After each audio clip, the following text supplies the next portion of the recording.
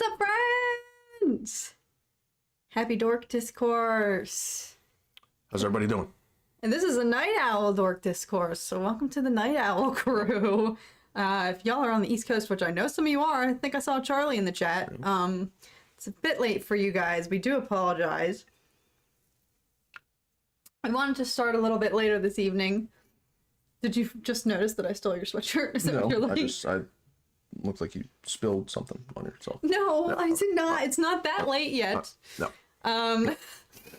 But yes, we wanted to start a little bit later this evening because, well, one, we wanted to watch the United States soccer football game if you're European, or technically anywhere other than America. But also because, you know, just to try to stay up late. You know, in an effort to not get tired for tonight's episode. Nathan says I'm supposed to be sleeping. I need to be up for work at 6. Why are you doing this to me? No, you guys know, literally, you never have to feel compelled. No, everyone who's in the chat right now is sweaty. We're getting sweaty. Yeah, you guys. Waiting for Kenobi to drop. You guys. Everyone's got to be up early for work, but we don't care. Life is worth living, baby, and that's why we're all here. That's why we're all getting 5 hours, 4 hours of sleep. Yup. Because when are we going to get the semifinal of the Kenobi show to drop again in our lifetimes? That's true. This is the semi-final. Never. So, yeah. Someone made a really good comment in the community post announcing tonight's episode that this is episode 5, which is the Empire Strikes Back episode if we're going in themes, and it made me realize, holy smokes, has everyone else just been catching on to this, or am I just stupid? Because if you think about it, well, no, I'm going out of order. Oh, I guess no, because episode 1, it's on Tatooine, Phantom Menace, we see young Luke. You know, episode 2 is on Dayu, which to me is very similar to like nighttime Coruscant, and I always think of Coruscant when I think of Attack of the Clones. Episode 3 is Revenge of the Sith, where obviously, you know, Vader definitely, I say, would get his revenge in that episode, I mean, by burning Kenobi. Episode 4, A New Hope, sneaking into an Imperial base to rescue Leia, literally. No. And now episode 5, Empire Strikes Back, they've got their tracker. This is supposed to be the darkest one. They're going to just come in and light up Jabeam and kill everybody. Which, after episode 4, we've watched it like 4 or 5 times. Went through and did a re-analysis of the trailers. And there is one shot, or 2 shots from the exact same moment in both trailers that we haven't seen yet. And that is Ned B fighting stormtroopers on what looks to be Jabeam in the background. So if you go back and watch the second trailer, the official trailer, there's a shot of Ned B, the loader droid, fighting off stormtroopers on what looks very, very similar to Jabeam from the last episode that we saw. So, also, you should have used the lightsaber mug. Ew, that's been dirty in the sink for like forever. I should have, but no, that mug needs to be like deep cleaned. Yes.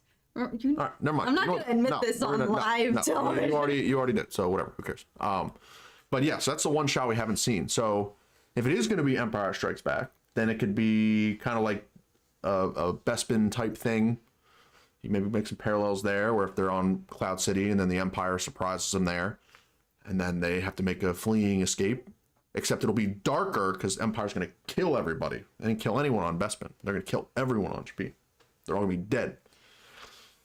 Yeah, this episode might definitely end off on a sad note. Well, yeah, and the Force Ghosts show up in episode 5. They show up in Empire Strikes Back. So I know last week before episode 4, we were talking about Obi-Wan the White and getting the Force Ghosts motivation to reconnect with the Force and all that stuff.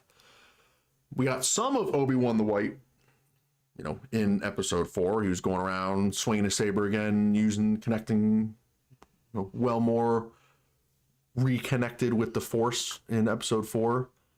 So I think that, you know, he's confident, but I think that he still hasn't. He's been distracted by Leia. Now that Leia, you can assume, is safe. They had their nice father-daughter moment on the ship at the end of the episode with the nice musical theme. I think that now that storyline is primarily closed, and now for the last two, it's going to shift, and Obi-Wan can truly focus solely on the fact that Anakin's still alive and he's bloodthirsty for him. Yeah, and he's still terrified. I kind of hope that they don't take any breaks and they just head right to Alderaan. Like, please don't stop. Just go right to Alderaan, drop Leia off, and then reroute back on Sabine. Like, just... Not that I want her out of the picture, but you can get to some of the more intense stuff, I think, once she's dropped off. Because then Kenobi has completed that mission, and now he has to face his demons. Like, right now, he's been a little bit distracted with having to go and collect Leia again and again to not even be focusing on the real issue at hand with his internal conflict, which is the recognition that Vader is alive, and he definitely has to, like, face him again.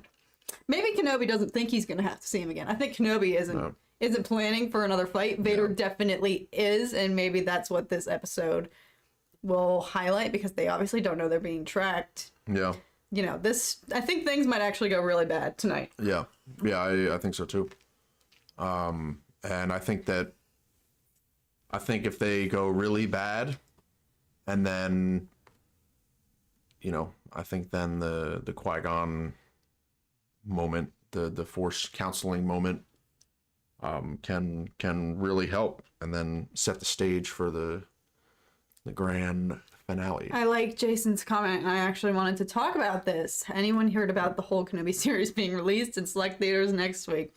Do you want to take it away? Because I know this has been what you're preaching, but also with latest discoveries about what's happening in Canada and the runtime and what that could mean if you divide that with the last two episodes. Mm-hmm.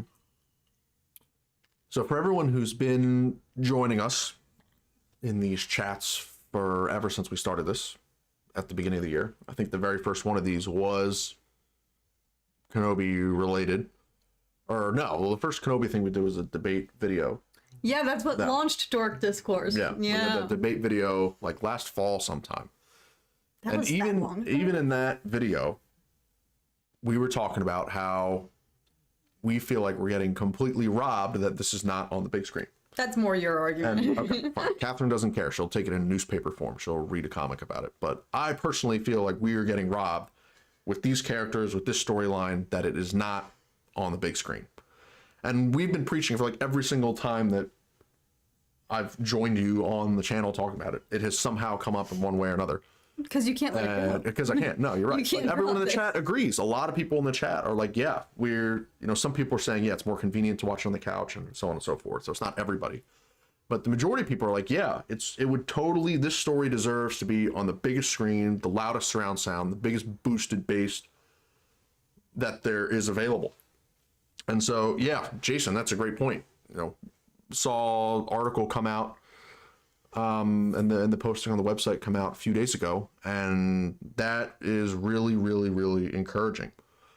I think that I am slightly hesitant to be fully on board and excited. Well, why don't you give context as to what the article was saying for anyone who didn't see it? Well, yeah. I mean, it was basically saying that there's going to be a limited release, specifically Cineplex, which I guess is a Canadian theater chain. It's going to be in limited locations. It'll be next Wednesday. They're going to stream the whole series with the Q&A. The fact that it's only one theater chain, one website is pretty suspicious, and I have a lot of qualms and concerns with it. However, I think that we would find out more details tomorrow after this episode's release, saying, hey, by the way, you just watched this killer penultimate episode of this show. You can now buy tickets to go see all the 5 episodes preceding and the finale in theaters in a week from now. I think that I hope that happens tomorrow. I hope we get that announcement, and I hope that we can drop a bunch of money to go see it like 15 times in theaters and just take off work from Wednesday through the weekend and just watch it over and over again and never leave the theater. But yeah, and so on that article, there was a leaked runtime of about 5.5 hours. And if you take off the recaps and the credits and everything, that leaves, roughly 2.5 hours for the final 2 episodes. Star Wars, dude, what's which is way longer than any of the previous episodes. So even if you cut it in half, you know, that's an hour 15 each episode, or an hour for this episode, an hour and a half for the finale. But yeah, I think take it all with a grain of salt. You know, it's only one website that leaked something. I think there are some concerns like that's not real. Why is it this Canadian theater chain and that's leaking it? And they said live Q&A, but I don't know why they would have the cast do a live Q&A in Canada. I mean, Hayden and Deborah are both from Canada, so maybe that's why. But I would think that if they were going to do this, they would have announced it already. Maybe they wanted to release the first 5 episodes, grab the Disney Plus cash and subscribers for the first 5, and then grab additional cash when after the first 5 air, they say, oh, by the way, you can go watch the finale in the movie theater. And my guess is they've planned it this way, if it's true, because they know what is going to happen in this episode and that people are going to be through the roof. And all to go see that. I really hope that all the discourse that's happened over the last week just goes out the window with this episode. Yeah. Again, this is all hearsay. Yeah, it's all one article, and so I'm very hesitant, and I'm not going to get too excited about it or believe it until it's actually confirmed, and you can go on movie theater websites or Fandango or wherever and purchase the tickets for the event. But I definitely wanted to discuss the prospect, though, of potentially, if that's true, and if that is the final runtime of the last 2 episodes combined, that if each of these, again, this is hearsay. I saw Star Wars dude going, what?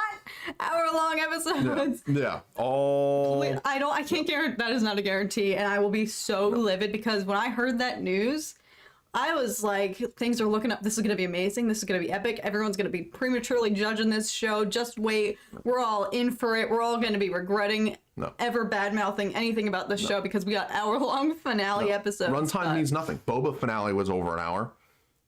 How'd that turn out? All right, well, mixed reviews. Mixed reviews. Yeah, but Mando season 2 finale was less than an hour. All right, hang on. And it was unbelievable. Danny, thank you so much for the super chat, my Danny, friend. you beast. I heard that someone pointed out that the entire Empire now knows that Obi-Wan Kenobi is friends with Bail Organa, meaning Darth Vader and the Emperor have to know that he's alive and protecting Leia. The entire Empire knows that Obi-Wan is friend. Yeah, I don't know if Vader necessarily stretch. I'm sure rumor will spread. Like, you know, he shows himself on Fortress Inquisitorius. Obviously, there's more people there than just the Inquisitors. A lot of them do die, but whoever survived, you know, will probably spread the word. But yeah, I think that is something that's kind of interesting to think about. Is why do, you know, the fact that, you know, Reva said she found some trail in the archives that Obi-Wan and Bail were close in the Clone Wars. And now she literally kidnapped Bail's daughter, and Obi-Wan instantly responded and showed face. So I think it's definitely interesting. But I think the one thing that makes me buy into all of it and believe all of it is that in A New Hope, Leia is literally imprisoned by Vader and face to face, and Vader takes her to the Death Star and literally tortures her with the droid. And still at that point, they're face to face, and he has no realization that, oh wow, I'm torturing my daughter. It's not foreshadowed. It's not hinted at.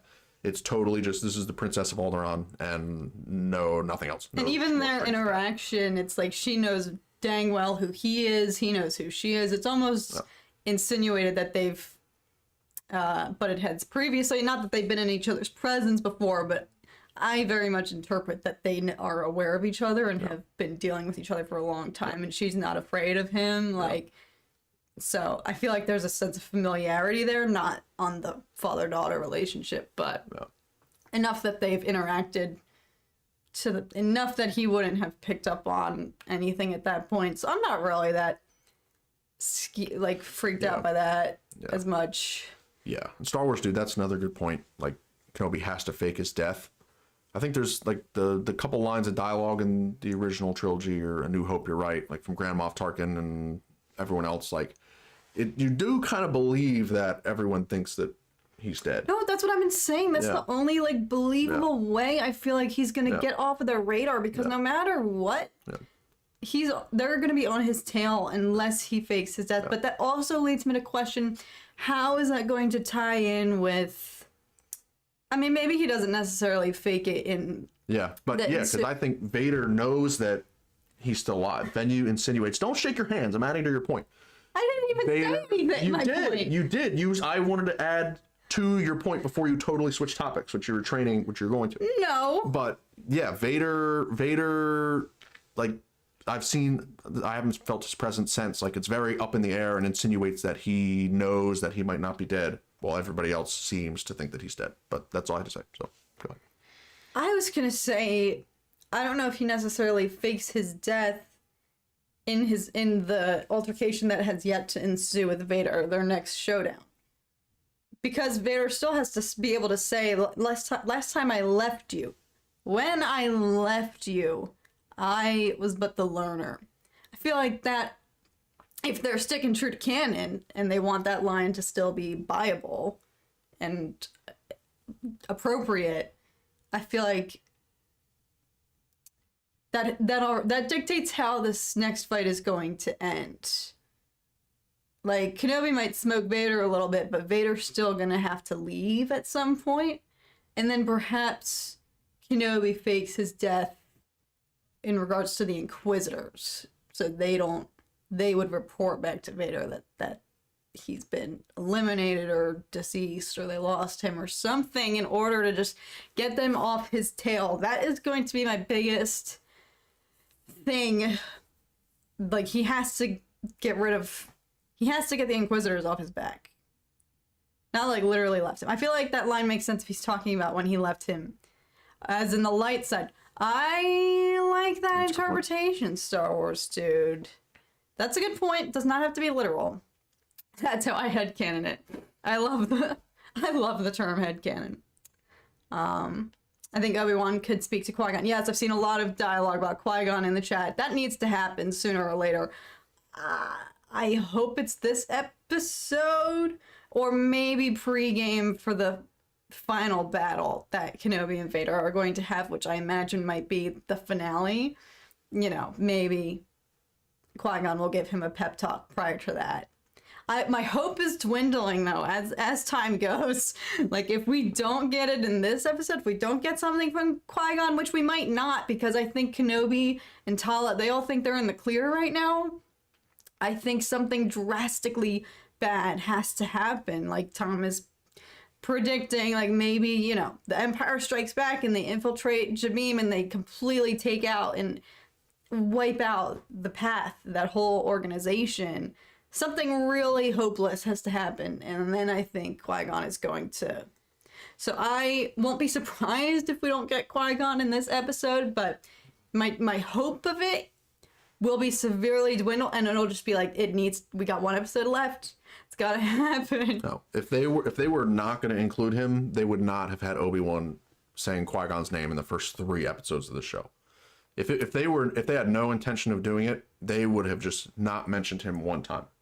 Yeah. That would have been better than teasing him and not mentioning him.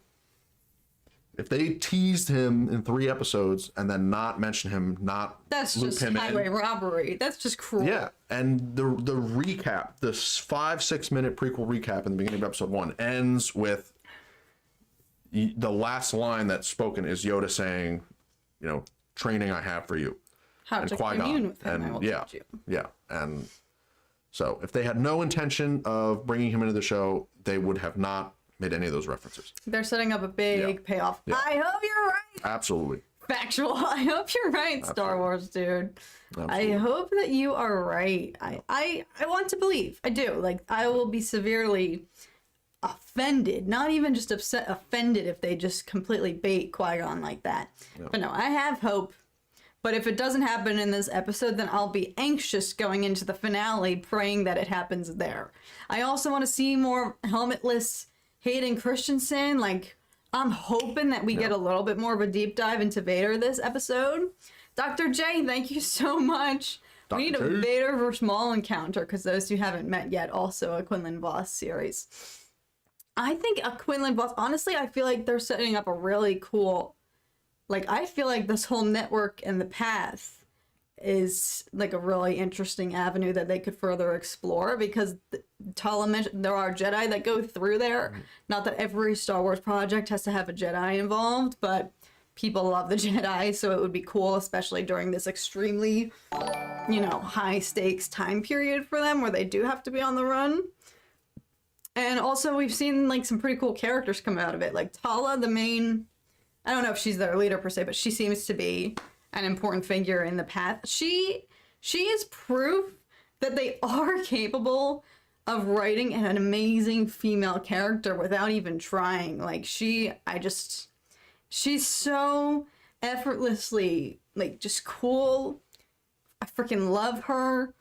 I pray to God they're not setting us up that she, like, turns on the path and that she's actually, like, working with the Empire, like, double-crossing everyone. Like, she's just been an amazing character. I feel like she is so worthy of carrying her own series. Her acting, I mean, Indira Varma is incredible, but this show especially, her performance has done so much for me.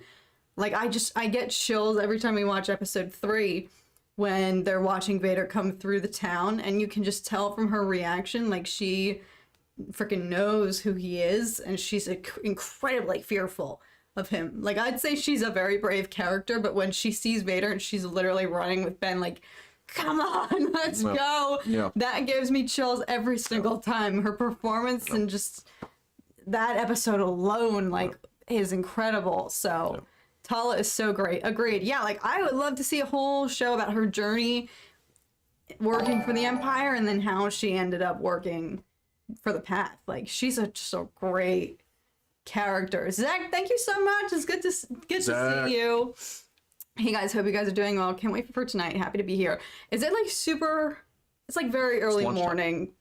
No, it's not lunchtime over there yet. Alice ate a kebab. Oh wait, no, Zach is also Australian. Alice was munching on a kebab. I always think Zach is. You see the A? Australian. Oh. Aiden, thank you so much. Because of Obi-Wan. Her and Quinlan. Yeah, they could have a dual show together, which would be really cool. That would be pretty cool. But I'm surprised that you brought up the female character point and highlighted Tala, because I think I might be the only person on the internet who that doesn't like her. Who thinks that Reva is like good. No, I agree too. I think Moses Ingram is fantastic, and I think I have seriously no qualms with Reva whatsoever. She's also great. I'm saying, and young Leia. She's a great. Tala's an amazing female heroine. I never said Moses and Reva wasn't a great female villain. No, I've been a Reva defender the whole time. I'm just saying I know a lot of people had qualms with the way the female characters were, you know, handled in the sequel trilogy. I'm not going to say anything about that because I still don't even fully know how I feel about the sequel trilogy. But I know that has been the biggest freaking thing in the Star Wars fandom.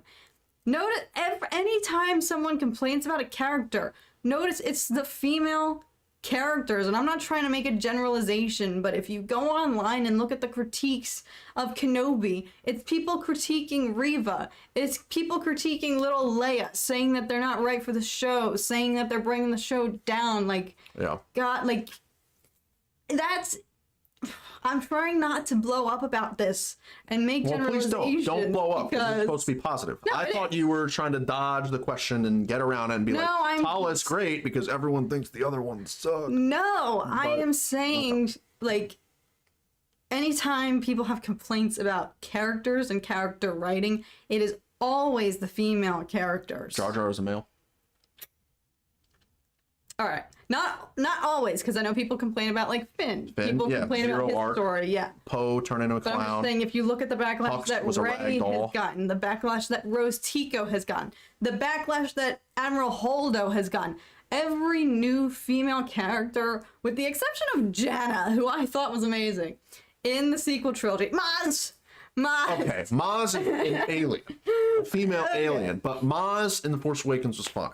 Maz in The Last Jedi was useless. All I'm saying is, my point is, if you look at the history of recent Star Wars projects, a lot of female characters are being critiqued, and Tala is proof that there are writers who know how to make effortlessly a really awesome kick-ass character. Pardon my French. Y'all know I don't say that. All Kat, let's you're move on. right. The female characters always get scrutinized to a ridiculous degree. Thank you. Thank you. All right, I'm going to move on from that, but I just wanted to point that out because I've noticed that in the discourse about this show, and it just irks me. Yeah. Irks me so much. Yeah. I think Kenobi episode 5 is going to be fire. I hope you're right. Yeah. Calling it right now. It says, I wanted to say Aries pork, but that's not what it says. Aries Paul. Aries. Salted. Aries pork. I'm definitely not saying. Jyn Erso is fire. You're right, Mitch. Jyn Erso. Hera, is Sabine, legend. Ahsoka. Yeah, it's funny. There's so much. I'm still genuinely stunned by the all the discourse that's going on. Like all the, even like every single day, like you look on social media and threads and Twitter and wherever, and there's always a different thing that's nitpicking some piece.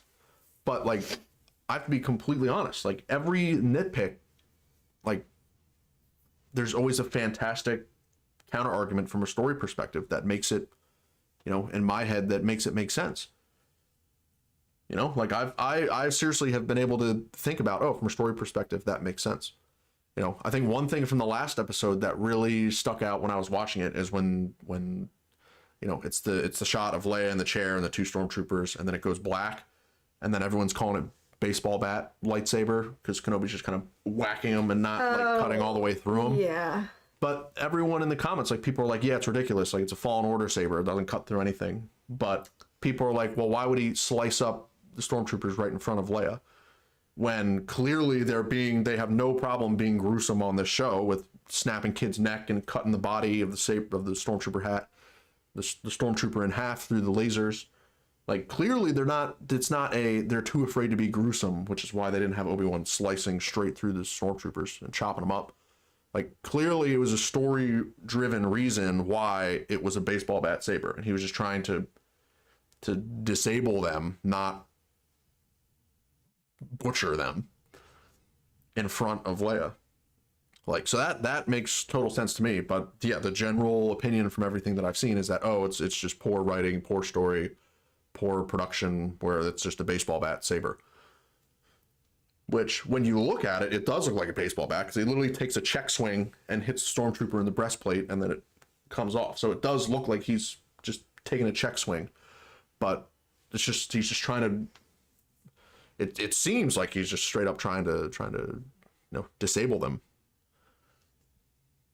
and not butcher them. Yeah, I care. Honestly, if nobody had even pointed that out to me, I wouldn't have picked up on it. No. So when it comes to like fight choreography and camera angles and the way fights are filmed, like I'm so bad, especially on my first watch through. It's all so much for me to take in, and my brain is just like the whole time. Like I don't even notice stuff like that on my first run through of an episode. So I could care less, honestly, about that stuff. Yeah. That's like nitty gritty for me. But when Talos smacked the stormtrooper, I know, right? She's a boss. She's got fists of steel. Yeah, she has some yoked forearms. Oh god, I hope she doesn't die. Someone is gonna die. Someone key. There's gonna be more than one people. There's gonna be a lot of death, a lot of carnage in this episode, I think. Personally, I'm loving the show. It's got some issues, but I love it. Agreed, Darth Vader. You know what? Agreed. And actually, this is a point I was making in my members-only stream we had this weekend, which I wanted to address Charlie's question real quick from the pregame chat. In our members-only stream this weekend, we did a watch party of Alien, which I've never seen before, and it scared the shiz out of me, and Charlie was asking how I was recovering, and Charlie, low-key, I'm afraid to walk around in the dark now. I literally, like, turn off the lights and run out of the room, because I'm so scared to be alone in the dark. I, like, ran into our room last night, closed the door, locked the door, like, I'm so scared. So yeah, I have to continue, and we're going to watch the other ones, but I just wanted to answer that question. Anyway, in our members-only stream, I was saying how my overall enjoyment of the show, my enjoyment of anything is always dampened by the fact that I might have to wait for it or that I then have to watch it and then wait a whole week or 2 years for the next one. That to me just like takes me out of it so much, and I can't just be in the present and enjoy what we have because I'm just like dwelling on the fact that I have to wait for the next one and I just want it all now. And it's like, this is exactly what happened to me with the sequels.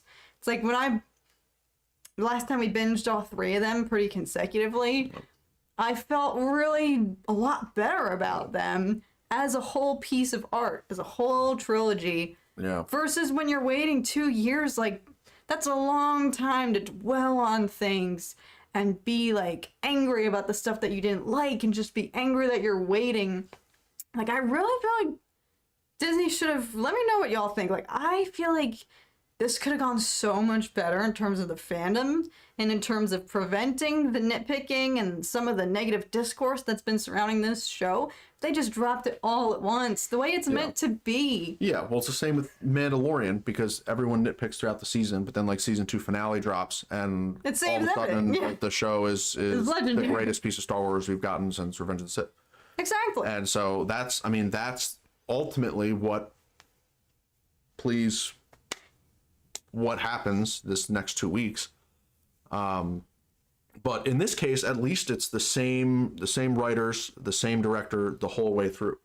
You know, the biggest complaint I think that's shared for the sequels is that it's all segregated. It's 2 writers, one for the first and third, second for the middle, and it's the overlap is just it seems like they just seem so drastically different from each other, both like visuals, directing, storyline. Like the plot threads are so convoluted in ways and things that adds to the fact that there's a 2-year separation. You see Chris's comment. Imagine waiting 36 years for Top Gun. Yeah, but let's talk about Top Gun because we saw it on Sunday night, and that might be the greatest sequel of all time. And I know Empire Strikes Back is a sequel. Thank you, Aden. Aden makes a good point. Do you want to show your shirt real quick? Oh yeah. Tom's shirt is epic. Yeah. And this shirt has also been worn in the presence of Ian McDiarmid the King. Yes. So Let me be right back. it is blessed. Top Gun Maverick was worth the wait. Yeah, it was phenomenal. Yeah. Here's some celebration goodies we got. Yeah. So it's my brother and I hanging out with Sheev, just chilling. He looks so sweet. So, yeah, and I wore this shirt because he's, she was lurking up in the corner. So. Aw, RAs, I'm definitely saying your name wrong. Just liked and subbed to keep up the great work. Thank you so much. I'll also address this real quick. I heard your mom on Stern. We're maybe gonna make a video about this, guys, but I woke up to text messages and I got DMs this morning saying that apparently Howard Stern Is a huge fan. mentioned Howard us, Stern's a huge fan of Capt. mentioned our channel by name, and played and reacted to one of our reaction videos on his stream, on his, it's a podcast, on his show this morning. Meanwhile, I'm just peacefully asleep. We're literally like passed out. All this is happening. My mom someone alerted my mom. Shout out to my neighbor and lifelong hairdresser who was listening to the episode and heard my name and heard him talking about our channel. And she like called my mom, I guess, and my mom was able to call in and talk about our channel with Howard Stern. But yeah. There might be more about that, but I just wanted to address that comment. So if you hear from that, thank you, because I know from my mom that he wasn't like speaking highly of the He's a channel. huge fan of the channel, and he loves Star Wars. He loves Catherine. But yeah, there's a lot of comments on the shirt, and I think I just got it from Amazon. No, didn't you buy? Oh, you bought that before. Yes, I got this before Celebration. Oh, This I got off of Amazon. That's a beautiful shirt from Amazon. Well, it's Star Wars official. It's an official shirt. Oh. But yeah, I got this. I got a Grievous shirt on Amazon too. Oh, yeah, because Tom got us really sweet shirts at Celebration as well. I never made that video. We were going to do like a Star Wars Celebration haul. Anyway, do you want to talk about Top Gun? Because we were mentioning it in... Well, yeah, I mean, just talk about a fantastic sequel. And I mean, it has the exact same tone as the original, except even you know, the stakes are even much higher. You know, it's very similar plot. It continues the storylines. It has the same, and, you know, it ups the emotional weight and it ups the significance of the story. And it does a great job of bringing in all these new characters and the young hotshots, you know, the new Top Gun class. And then Tom Cruise is, you know, the mentor role, but the way they treat him in the mentor role is phenomenal. It's fantastic. And like, he ends up being the, you know, the protagonist. You know, he's the protagonist the whole time. All these new characters have their spotlight and they're all treated really well and they're great. But yeah, I don't want to spoil it if anyone hasn't, you know, seen it yet or anything. I don't want to get into too much details, but it is. No, it's amazing. It is fantastic. And Tom Cruise, you know, his, you know, Maverick's role in the movie is phenomenal. And there's a lot of great life lessons that can be learned from does a great job of paying homage to the originals without being a carbon copy. It does just enough to be similar and similar tone, similar vibe, pay tribute to the original, the legacy cast, without going overboard and making it feel like it's just a replica. But I agree with Tom. I love the way they handled Maverick. And I also really love the way that they approached Val Kilmer's Iceman. That was a really, really touching way that they were able to incorporate Val Kilmer after everything he's been through. It was really nice to like see him on screen. So yeah. Anyway, I was, you know, we were both teary-eyed the whole movie. It's one of the greatest movies I've ever seen, to be perfectly honest. Yeah. It was fantastic. Jack Reacher, The Equalizer, and Zombieland have solid sequels. You know what's weird? I love Zombieland, the original. I have not seen the sequel, but I'm glad to hear that the sequel is actually really good because I was really worried that it wasn't going to be good. No. So maybe now I will check it out. Yeah, thank you for mentioning that. Who said that? Nicholas. Yes, I might have to check it out because I love Zombieland. I'm seeing Top Gun for a fourth time this weekend. Definitely go see it in theaters. Yeah. Yes, if you can and if you're comfortable. Yeah. That it was amazing to watch on the big screen. Yeah. It was really awesome. Definitely worth going to check out in theaters. Yeah, we were gonna do a review video, but I got vetoed. All right, you're allowed to make reviews of whatever you want. All right, I just don't want to look. That's not the brand of my channel. Yeah, Veda, you're totally right. I think that was even a better story. Like, the plot was better. They upped the stakes. It was way high stakes. More emotional weight kind of the whole time. It was fantastic. It just improved on the original in every single way. So yeah, totally agree.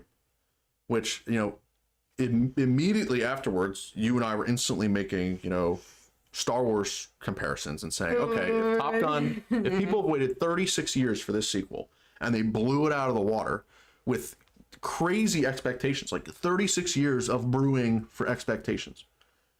Even Star Wars, the max was what? I mean, Return of the Jedi was 83, Phantom Menace was 99. So that's 16 years between those movies. This is 36. This is 20 more years. So it's 20 more years worth of you know, plotting and you know, fantasizing and theorizing and all this stuff. Now, granted, I mean, Star Wars is much larger than Top Gun in terms of impact on pop culture and world and fan base and whatnot. But Top Golf. You keep saying that. That's like the third time ever since we saw the movie that you've been saying. Well, you haven't called me out on it, but Top Golf is fun too. If you like golf, and even if you don't like golf, if you like food and drinks, Top Golf's great. But yeah, no, Top Gun is still no small movie, but it's like why we've been talking kind of the last couple of days on why did they nail it? What makes this so powerful? Well, we just explained why. High stakes, homage to the legacy without completely being a cookie cutter copy, integrating the new characters in a way that doesn't steal thunder from the legacy ones, and treating the legacy characters with respect. Yeah. So I guess the direct comparison is Return of the Jedi to Force Awakens, not to The Phantom Menace. because that's a closer to 40-year break between 83 and 2015. I mean, 93, 203, 213. Yeah, so that's 30 something years. And so yeah, I mean that's the sequel comparison, right? And what is the difference between the two? The original Top Gun and the new Top Gun have similar plot. It's the same idea, right? You've got these hotshot pilots. They go on a dangerous mission and they have dogfights and fighter jet action and military themes, and like at the core of the story is very much the same. But in Top Gun, Tom Cruise, Maverick, in the first one, he's the hero. And then in this new one, even though it's 40 years later, he still maintains the central character, but is also training all the new characters and making them an integral part of the story. Versus you look at the sequels, it is the exact same plot as the first Star Wars movie, which technically it's not the same plot as Return of the Jedi, so give it that. It's different from the movie that came directly before it in the timeline. But it's very, very similar. And the main character of the previous movie has 3 seconds of screen time, and he's standing on a cliff. And yeah, his name is mentioned, and he's in the opening crawl, and the whole kind of baseline thread of plot driving force is, oh, we need to find Luke Skywalker. The whole movie's about Luke Skywalker, but he's not there. Versus the Top Gun sequel, it's about Tom Cruise and about his story, but he's there. He's the one initiating the training, carrying the plot. He's doing all of that. Versus The Force Awakens, Luke is technically carrying the plot, but not in person. It's just through his name and through his legacy. Which I think that is a big thing that you could think about. Versus if it started with Luke, and then it starts with Luke, and then his legacy and training and mentorship is what brings the plot along, and Rey and Finn and all the new characters.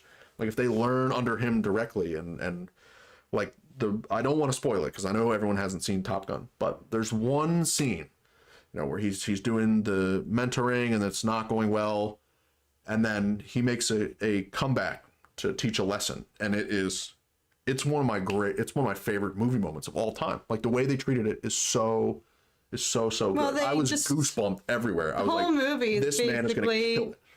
An acknowledgement of what a legend he is, and just paying homage to his character. But not in an overtop like, oh, I'm Maverick, I'm the greatest thing since sliced bread. No, but they stayed true to who his character was in the first movie. Yeah. We're going too much into it. Basically, it was a really wonderful sequel, and I'm seeing all this dialogue about good sequels to their original movies. And is everyone forgetting Shrek 2? That is one of the best. No, that is notoriously one of the best sequels of all time. Back me up, guys. Back me up. No, I'm waiting for Happy Gilmore 2. That would be the greatest sequel in the history of sequels. Rush Hour 2. That was also pretty solid. Anyone a Harry Potter fan? Heck yes. Yeah. Although we've not seen any of the I guess we're not real fans because we've not watched any of the Fantastic Beasts films. Which maybe I'll do now that it's over with Secrets of Dumbledore, right? That is the last one.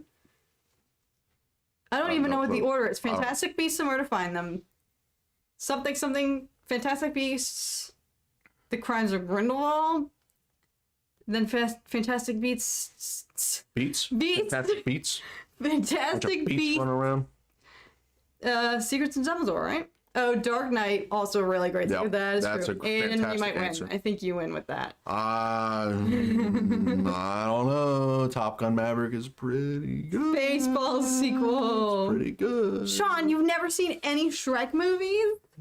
They are literally national treasures. You should go see them. I would love to see a Ferris Bueller's Day Off sequel. Yeah, I'd watch it. Two Towers. Oh, true. Well, I don't consider those like when I watch a whole trilogy. It's like Empire Strikes Back. That's a sequel, and that's arguably the greatest sequel. That's if you were to name greatest sequels of all time, Empire Strike Back is gonna probably be in everybody's list. I think Dark Knight could be in everybody's list. I'm confident in Top Gun now being in everybody's list. I think Two Towers you have to count in there. Yeah, but I guess everybody already knows what happens because it was based off a book. I guess when I think about sequels in my head, I think about it as if there's only... No, you're right. I just think about the trilogy as a whole. I think 1, 2, 3. I think of it as like, the second movie, not the sequel. I don't... Because then what does that mean for the third movie? Is that the sequel to the second movie, but it has nothing to do with the first? I don't know. We're going on. Sky High, fantastic movie. You've never even seen Sky High. No, I don't. Great movie. And now Ewan is married to the hot villain chick in that movie. All right. What are the odds Ramona of that happening? Flowers, okay? Let's acknowledge her true legacy. Scott Pilgrim fans, show yourselves. Oh, she. That's who I know her as. Oh, Yes, okay. Ramona I Flowers. totally forget her name in Sky High, but yeah, Sky High is a very cool. It's a very cool world, very cool idea, and I think that adding more movies that could be pretty cool. Wow, everyone loves Sky High. Yeah, it's good stuff. Heartbroken that she ended up being the villain. Pirates of the So Caribbean, upset. this is true. Interstellar, yeah. I mean, it's not a sequel. Getting a sequel? It's not a sequel, but it's one of the greatest standalone movies. Yeah. In my opinion. Sorry, I if don't we're know talking anything about sequels, movies, then Terminator 2 has to be mentioned as it stands up to the original in the best of time. Tom's never even seen... Why do you instantly call me out? Because They're I've calling never you even out, seen... and then you call me out. I've seen the first Terminator. I have not seen any of the sequels. She needs to see Sky High. Yeah, I'm sorry. I'm sorry. I really like The Northman. Beautiful dialogue. I just saw that that's coming out on Peacock. I don't know if I have to pay for it, but I really want to see it. But I'm scared. But yes, if it's free, I might make Tom watch it with me. Because I'm huge into that Viking culture now, y'all. I've been binge watching Vikings. I just started Last Kingdom on Netflix, so I am in like Viking mode. And so when I saw The Northman was coming out, I was like, I really want to see it, but I don't want to be afraid. I got to get over Alien so that I can walk around in the dark again. It is free on Peacock. Oh gosh, that was a quick turnaround. Honestly, I really love this era that we're in where shows and films are either just streaming immediately right away on like streaming networks now, and you don't have to flip and wait like 6 months to go and see them. Terminator 2 is amazing. Westworld coming out this month. I forgot about Westworld, frankly. Yeah, there's a billboard up. They threw a billboard up. Oh, yeah, where is it? Right near the 10.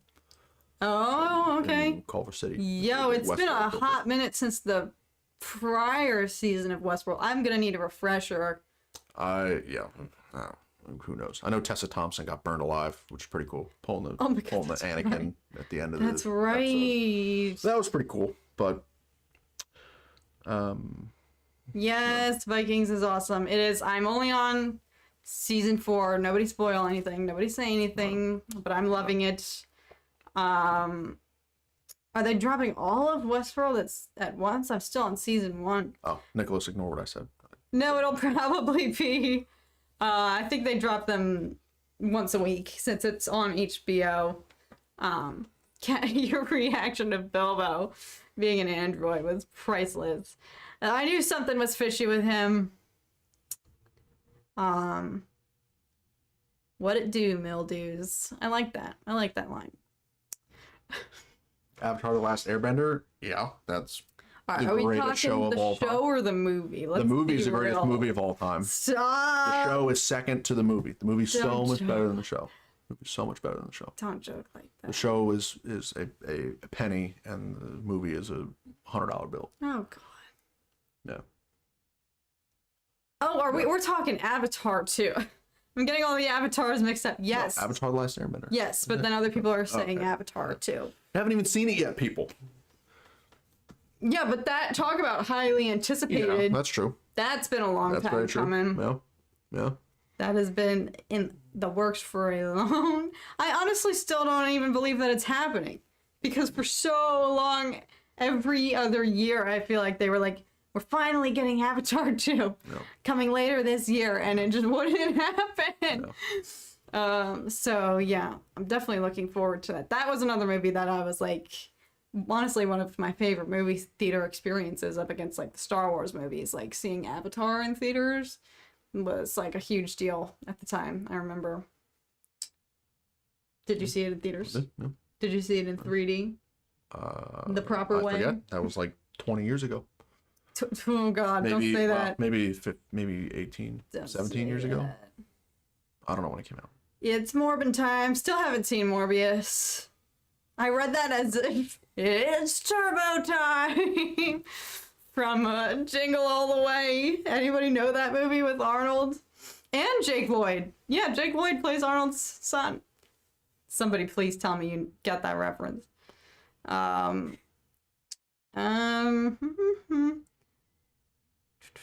Oh, Charlie. Yes, Charlie. We informed about Avatar: The Last Airbender, and it's changed his life for the better.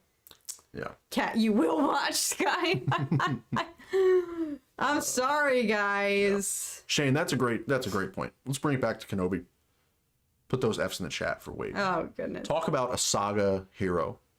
Wade saves the whole saga, just like Jar Jar, just like R2, driving the plot in unseen ways of the entire saga. Jar Jar damned the galaxy to the era of the Empire. R2 saved all of our main heroes in episode 1. And Wade just saved Obi-Wan and the hope of the rebellion in Kenobi episode 4. So Wade is a legend. Absolute legend. Gone but not forgotten. Is Sky High like a Disney Channel movie? I'm having a nice tribute. Sorry. I'm blanking. It's been a long time. It is a Disney movie. Yeah. Are they like superheroes or something?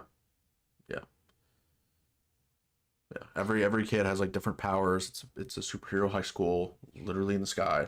That's why I have this image of in my head of a school bus in the clouds. Yeah. Mike Hawk, what is that?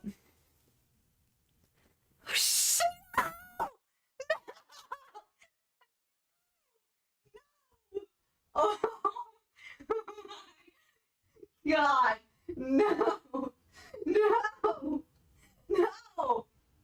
No. You're actually kidding me.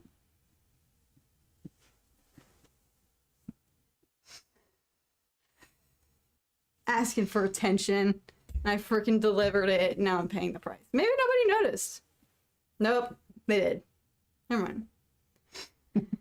We stood up and stormed out of the camera. I realized what I had done.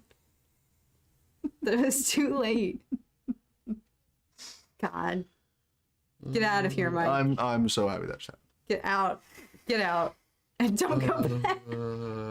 Daddy Josh, that's a clip. Stop. Stop it, guys. Alright, I was too distracted. I was gonna ask, are you related to Tony Hawk? Because I saw Hawk. Alright?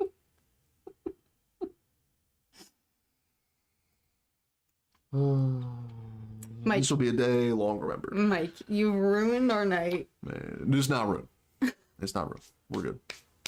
She needs some caffeine. I just had some. We're good. That's why I'm jumping off the walls. Yeah, Wade. R.I.P. Wade. Gone but not forgetting. Forgetting? Forgetting. Not forgetting. Gone but not forgetting.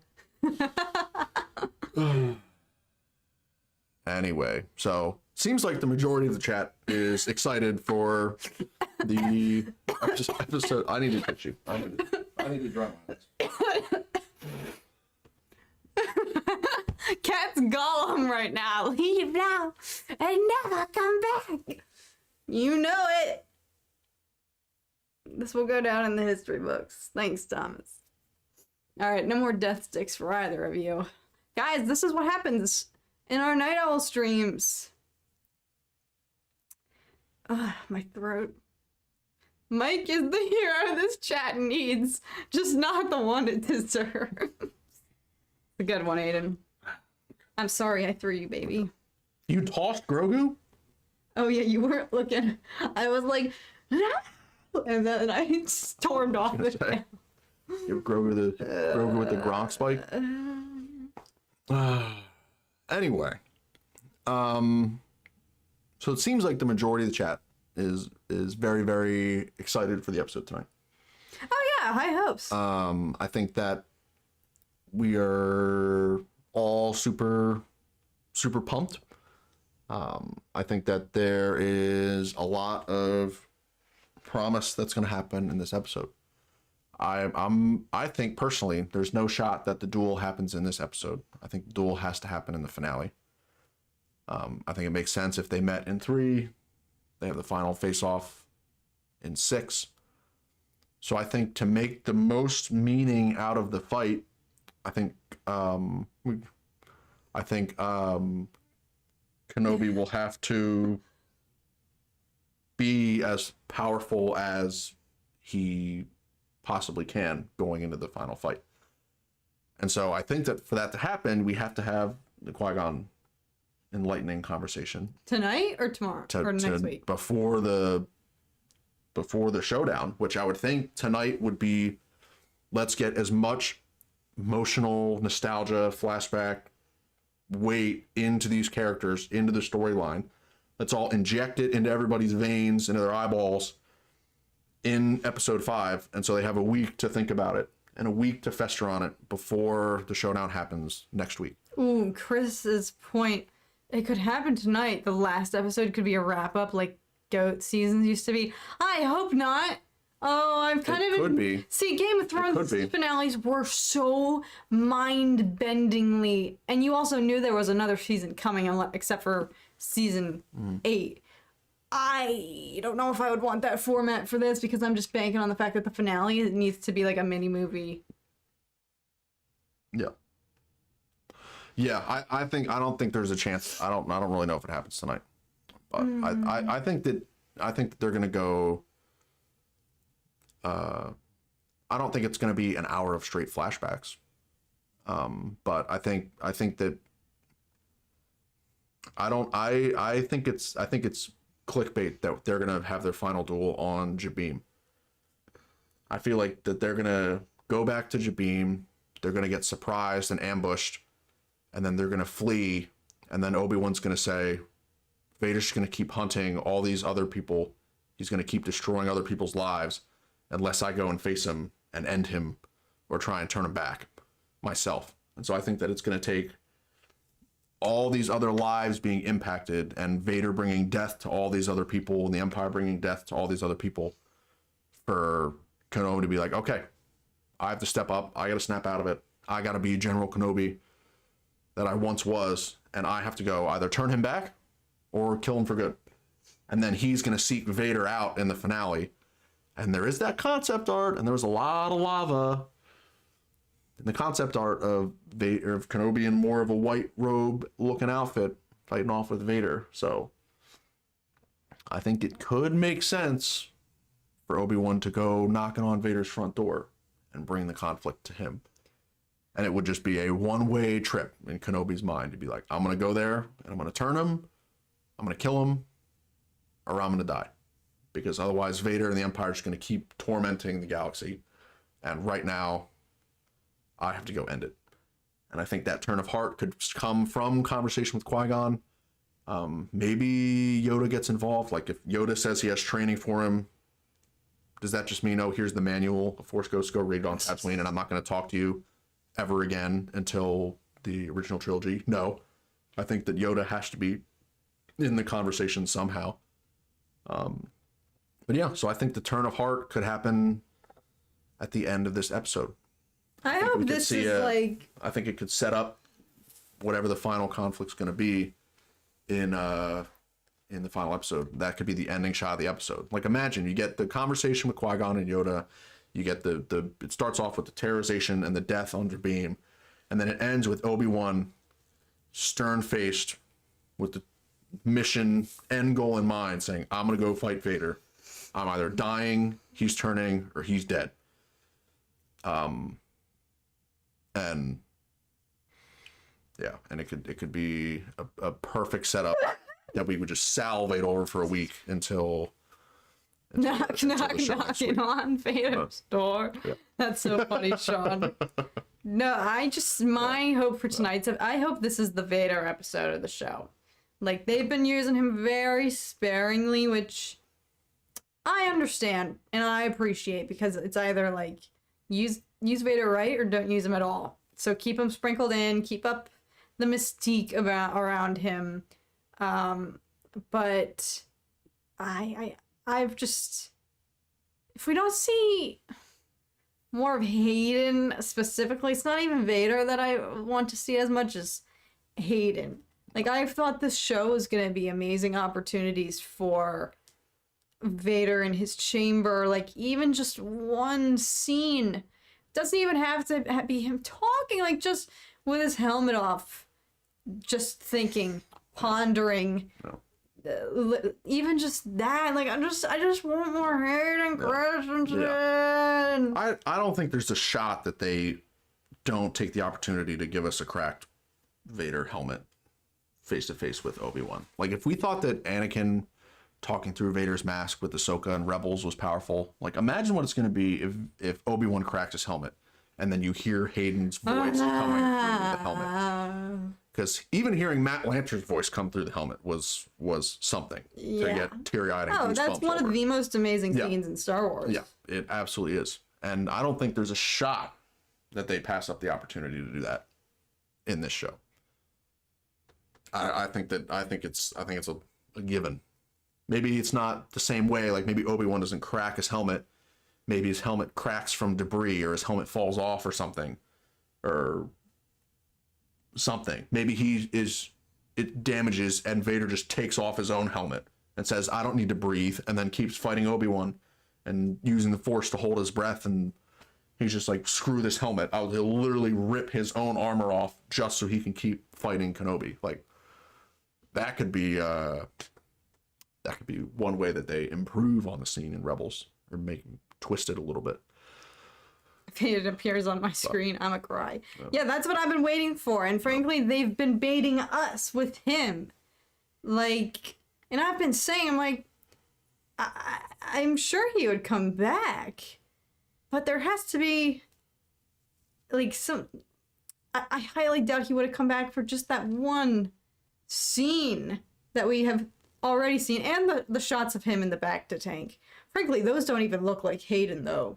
Because he's so, like, underwater and bloated, and the makeup department is just, like, crazy good. Like, he's unrecognizable, but he also has the breathing apparatus on. Like, I want to see Vader in the suit without a helmet. Show me just Hayden Christensen wearing the suit, please, and I will love you forever, please. Yeah. Sorry, I got a little carried away. Calling it now. Vader will call in the first brother. Oh, to track down Reva when she fails him again. I'd watch that as a season 2. Get some Galen up in there. Nicholas Brown. Martez's sisters swoop in to save the day. No, they're not even. Well, actually, no, they're they would age be appropriate. very, very well alive. That would be something, all right. Now I have knocking on Vader's door. That would be something for sure. Knocking on Vader's door. Yeah, no, I think they've all teased cameos and super surprises, and I think we're all forgetting that we're 100% getting Vader during Operation Nightfall in the Jedi Temple. More angles of Anakin in the temple on Order 66. Like, that has to be how Reva knows that Anakin is Vader, because she saw him in the temple. Like, that has to be the answer. I hope it's not another, went searching the archives and saw security footage. Like, the weight and the twist that would have of you have this Inquisitor who was at the temple during Order 66 and saw Anakin in the flesh killing people and knows that he is Vader. Like, I I don't think they would have started the show with Order 66 and what is very, very likely young Reva youngling in that first shot if they weren't going to give us Anakin in Order 66. And it's a great way to tie in the plot. Like if there was no reason whatsoever and it was just Vader dreaming about going to the temple and killing Jedi, like, yeah, it would be cool. But they've given a clear path to have it integrated into the actual plot of the story, which I think is so much better. And so if you see Anakin killing Jedi and you see Reva seeing Anakin killing Jedi in the temple, then it's a part of it's an integral piece of the plot and one of the character stories versus just a cool, beautiful looking dream that everybody is waiting for. Right? Do you agree with that? Are you on board? I am. I'm just trying to black out when we're talking about all this exciting stuff because we went on so many tangents last week about predictions and flashbacks and Jabim being full of Jedi and nothing we said came to fruition. Yeah, in the last episode. But this is partially why I wanted to maybe postpone this because we were debating, do we want to do a pregame like last week, share theories, share predictions, just talk and hang out before the episode, or do we want to do a debrief afterwards? And that's half the reason I maybe was like, maybe we should do it after, because the more I talk about things I want to happen, the less likely they are going to happen. So I'm just trying to I'm trying to keep my expectations on par with what's so far been happening in the show. And so far we've gotten next to nothing when it comes to Hayden Christensen's screen time. Yeah. And I'm trying to just adjust and tell myself that maybe what we've seen is the extent of it. Like I'm trying to just keep my expectations real, not necessarily real, but just not get overly excited about something that if it doesn't come to fruition, then I'm not bummed and think that it's a horrible episode. Because I have a bad habit of that, and I know that's a huge problem in the Star Wars fandom right now. People make predictions and have theories, or rumors get leaked, and all of these little, all of this stuff is up for debate. This was what happened with the Book of Boba Fett finale. Everyone thought that Luke and Han Solo and Lando and all these people were going to show up, and that it was going to be this crazy finale, and it didn't happen. And look at the ratings. Like, people trashed the finale when in reality it's like, it wasn't bad. It's just what you wanted to happen didn't. So now, and I'm guilty of this too. If something that I want to happen doesn't come true, then in my brain, I automatically equate that to, well, this stinks. I'm angry when I'm just so blinded by my expectations and the things that I anticipate that it keeps me narrow-minded. Yeah. Which is why after last week's episode, when we all wanted flashbacks and we didn't really get any, I was a little bummed about that. I was like, eh. So that's why I'm just trying to maybe not dive too deep, because nothing I ever predict happens.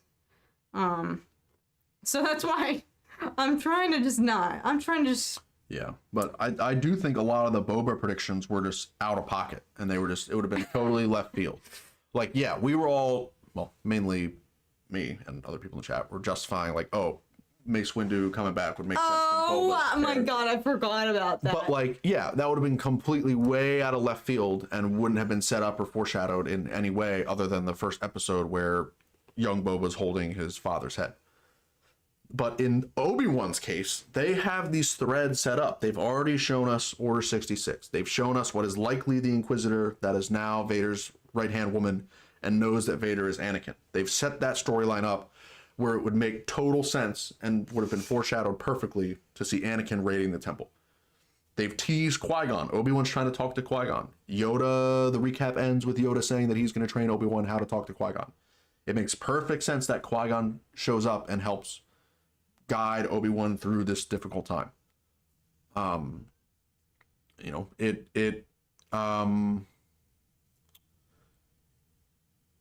the other one? There's one more major one that I was thinking of. But those are two really, really major ones. I think having Anakin show up in the temple makes more sense than just having Clone Wars flashbacks other than that one, right? Like from a story perspective, it makes sense to have Anakin in the temple, but if you just have Obi-Wan and Anakin in like Clone Wars armor running around and it's just like another dream, then yeah, it's not as integral to the plot as how they've set up Anakin raiding the temple. But does that mean they won't do it? No. Does that mean that it wouldn't be incredible? No, not at all. But I like Uncharted Land's comment, hoping Qui-Gon shows up in this episode, especially since I wagered it would. I'm really hoping now on your behalf. I hope so too, for your sake. That's funny. What was I? Alice had a good question earlier. She asked if she missed the poll. We haven't had a poll yet this evening. No poll yet.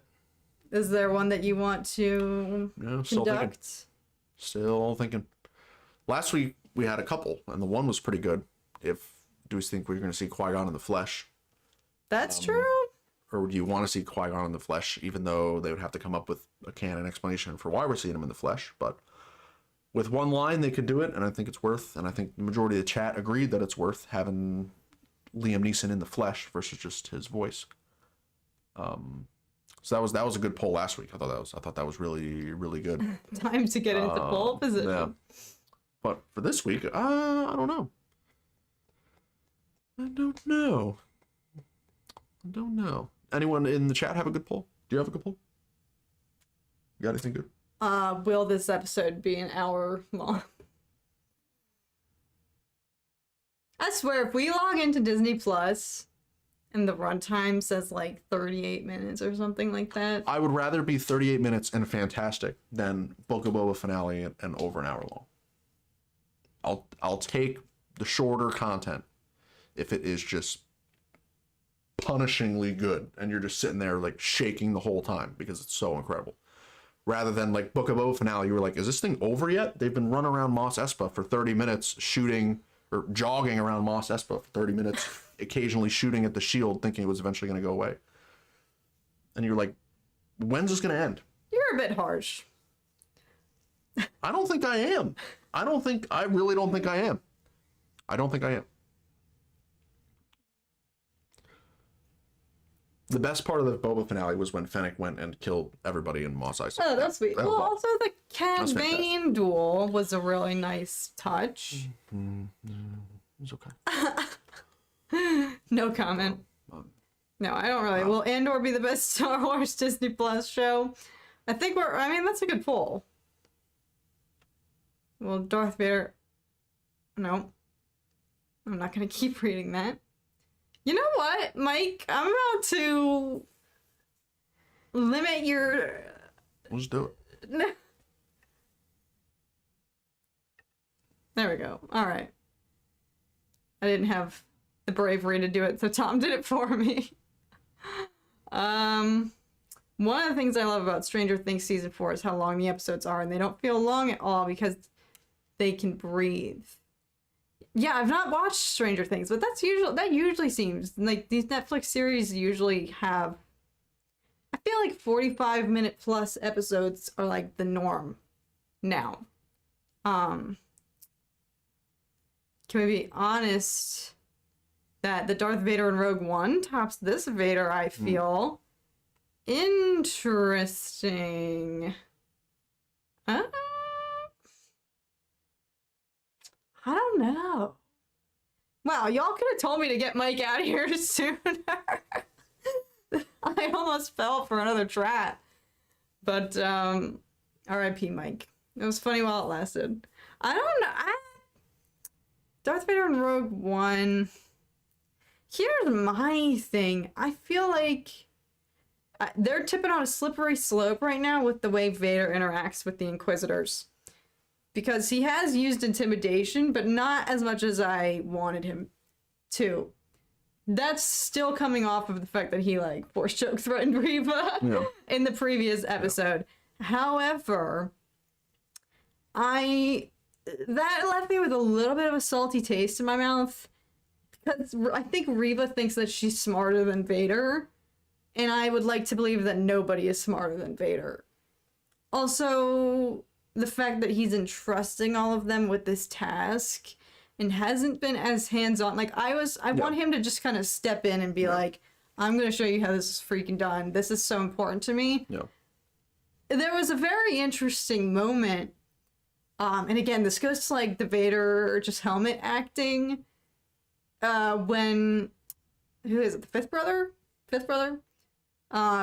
When Vader's interrogating Reva and kind of reprimanding her in front of everybody at the last episode, and you can tell fifth brother is enjoying it and he thinks this is going well, and then Reva kind of admits her plan and she's like, oh, I let them go intentionally, but I planted a tracker on them.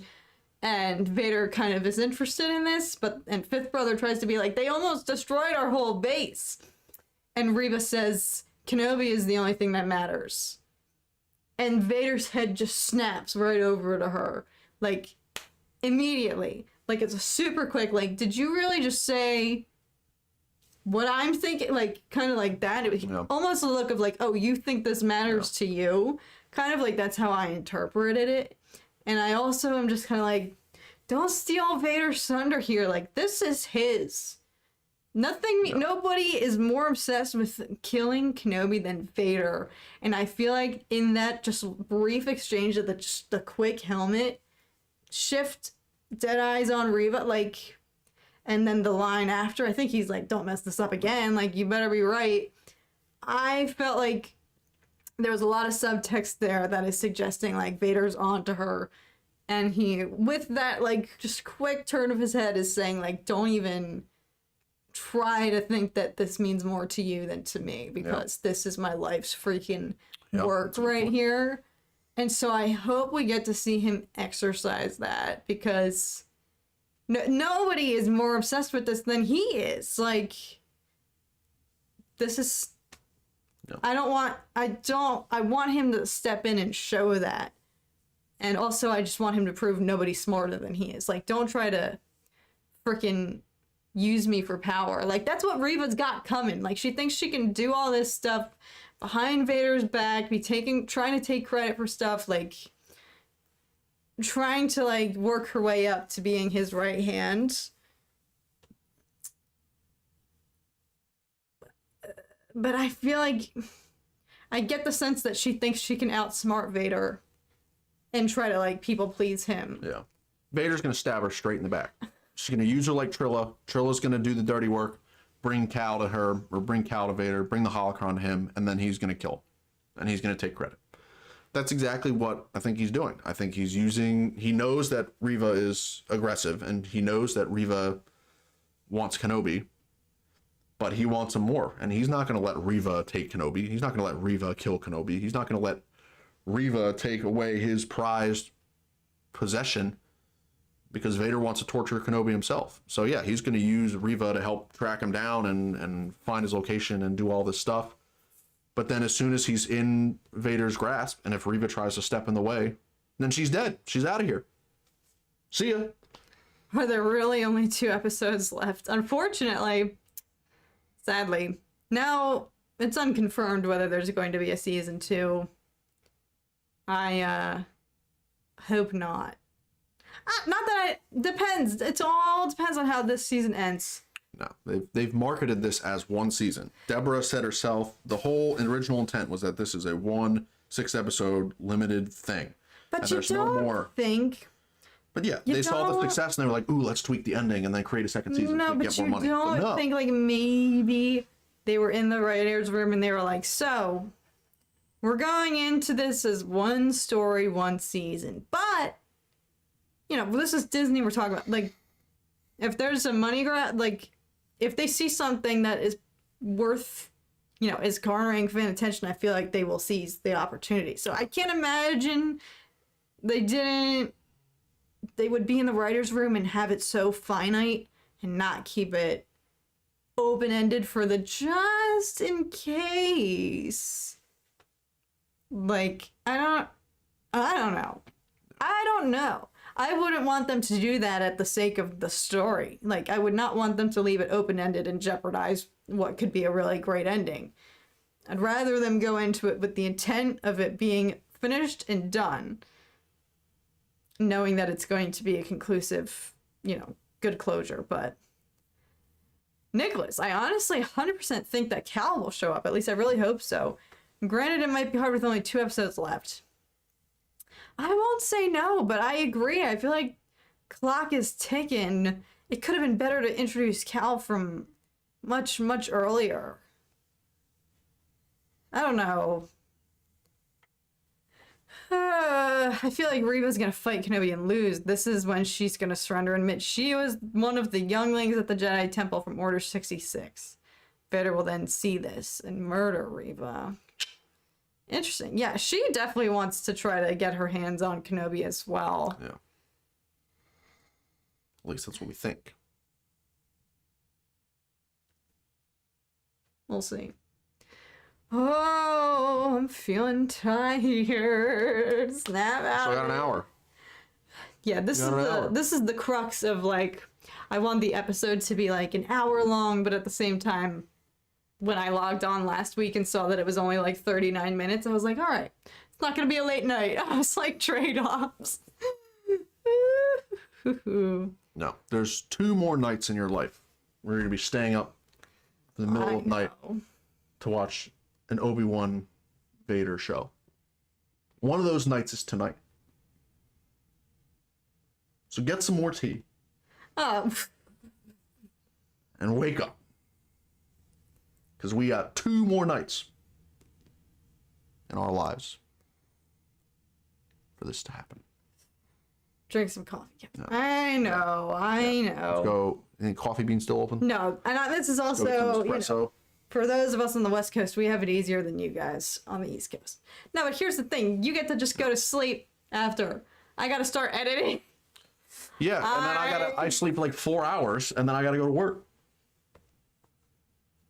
So you can sleep for your full. Nuh-uh, because I gotta wake up and edit. Oh, Nicholas, that's not the energy we need. It's not the energy we need. What did Nicholas say? You don't see Vader at all this episode. No. It's negative energy. No. Get that out of here. Ugh. Well, maybe we'll go to like 11:15-ish. Think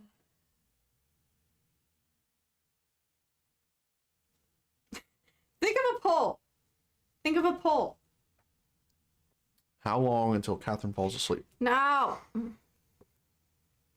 I'll give it 3 minutes. What? I'll cover you for work. That would be nice. That would be nice. It's times like these I wish I had an editor, because then I'd be able to go to sleep. Nothing will top binging the entire Clone Wars for the first time with my brother in only 4 days to make the May the 4th finale. That is impressive. That's a lot. That is a lot for your system to process. That is an impressive feat. Impressive feat. Yeah, Dan says you're out in 5. Dan, have faith in me. No, throwback to when last week, but who was it? Julian? The Disney Plus glitched and he was able to watch the episode. Julian was for sure trolling. Oh, you think? Yeah, he was trolling. Oh. He was trolling. Because he said that and then he left. Yeah. And didn't come back. Totally trolling. Totally trolling. So I genuinely thought, well, hey, you must have bought it because you checked tonight at 9 o'clock. Well, it's always worth checking. It wouldn't be the first time. No, this is true. Remember when they like pushed up the Clone Wars finale? We were trying to stay awake till 3 and it ended up dropping at like 1 a.m. Yep. Remember? Yep. It was well worth it. Yeah, oh my gosh. Also, that's actually really... Because by the time Clone Wars finale came out, I'd been a little bit removed from the Clone Wars and honestly forgot about a lot of things. So to watch it all... I'm like due for a Clone Wars rewatch. Like, especially after this show, I kind of really want to rewatch it. But to watch all of it at once and then watch the finale was probably a sweet experience because it's all fresh. But I wonder what that did to like your emotions watching it all in like basically one sitting within the span of a few days and then having your soul absolutely crushed. That might make it worse, I feel like. Yeah. This is a fantastic point. Revving Rio. And it proves why they're not going to Alderaan. Because if they thought they were going to Alderaan, why would they need a tracker? Because Reva knows that Leia's home is Alderaan. Vader knows that Leia's home is Alderaan. If they thought that they were going to go back to Alderaan, why would they need a tracker? I think Reva was really taking a bold, ballsy chance there. Yeah. Because you can even tell when Vader is like asking and grilling her, like, are you certain about that it's with him? Like, she can't guarantee where they're going. I think she did that, like, on a whim, like, praying this works. That it doesn't go back to Alderaan? Yeah. It goes somewhere else and they could go there? You can tell she can't even, like, look him in the eye. Like, I definitely sensed her intimidation of him. Like, there's a little bit of... I could tell in that scene, because every other interaction she's had, she's extremely confident, extremely, like, I'll tell you what to do and you should freaking listen to me type. You know, she's had that confidence, and she's been intimidating amongst her other fellow Inquisitors, but I feel like in that interaction, she was especially, like, she like, couldn't even look Vader in the eye and, like, say, like, I am 1,000% positive. She seemed a little quavering, like, she seemed a little bit, I don't know. She wasn't her usual self. Now, maybe that's just because Vader put her in her place and she had just been force choked in the air for, like, a few minutes. So she's a little bit nervous and sketched out, but I don't know. I feel like she can't be certain. I'm sure she's hoping that they just have to make a pit stop along the way. I don't know. Yeah, I think that's 1 hour left. Good point. Yeah. Just about 1 hour till game time. Lola accidentally gets jettisoned to the middle of space. Yeah, Reva. That is funny. That would stink. Yeah, shit, that was a really bold move on her part, now that I'm thinking about it. She really took a chance on that one. And I'm sure even she's hoping that it works.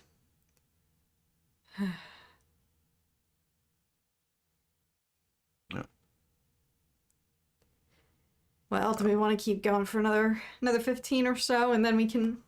Yeah, I mean, all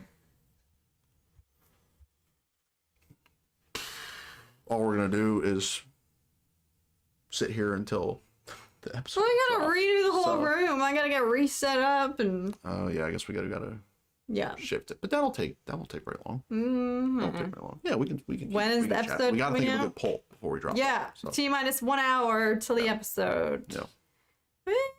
Yeah. Let's go. Assuming everybody in the chat is gonna power through for the last hour and stay up for it. Yep, you're awake now.